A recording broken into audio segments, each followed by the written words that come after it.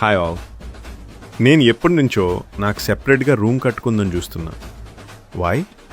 Because మా ఇంట్లో నాకు సెపరేట్గా బెడ్రూమ్ లేదు కాబట్టి ఆఖరికి ఇప్పుడు కుదిరింది. మా ఇంటి మీద పిల్లర్స్ లేవు, సో ఈ బ్లూ కలర్ డ్రమ్స్ని పిల్లర్స్లో యూస్ చేశాను. ఇదంతా చేసుకుంది నేను ఒక్కడనే కాబట్టి చిన్నగా రెస్ట్ తీసుకుంటూ డే అండ్ నైట్ కట్టుకున్నాను. యాక్చువల్గా ఫస్ట్ ఇంత పెద్దది కడదామన్న థాట్ కూడా లేదు. నేనేదో రఘువరన్ బీటెక్లో లాగా చిన్న టెంట్ లాగా వేసుకుందాం అనుకున్నాను.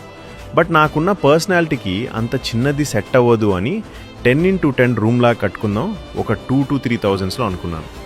ఈ స్ట్రక్చర్ మొత్తం కంప్లీట్ అయ్యాక చూస్తే దేనికి ఓన్లీ ప్లాస్టిక్ పట్టా పరిస్తే బ్యాగోదు అని తాటి ఆకులు వేద్దామని ఫిక్స్ అయ్యా. దానికి మా అమ్మ కూడా ఫస్ట్ టైం కడుతున్నావు, మంచిగా కట్టు అని ఇంకొంచెం ఎంకరేజ్ చేసి హెల్ప్ చేసింది. మా చెల్లి కూడా హెల్ప్ చేసింది కన్స్ట్రక్షన్ చేసేటప్పుడు. ఈ మాట చెప్పకపోతే ఈ వీడియో చూసాక నన్ను చంపేసిద్ది. అలా నేను అనుకున్న బడ్జెట్ కాస్త చిన్నగా 10,000 అయింది. ఈ కన్స్ట్రక్షన్ అంతా నేను ఒక్కడనే చేసుకున్నా కాబట్టి 10,000 అయింది, లేదంటే ఇంకా ఎక్కువ అయ్యేది. తాటి ఆకుల వరకు ఒక ఇద్దరు పెద్దలు వచ్చి పరిచారు.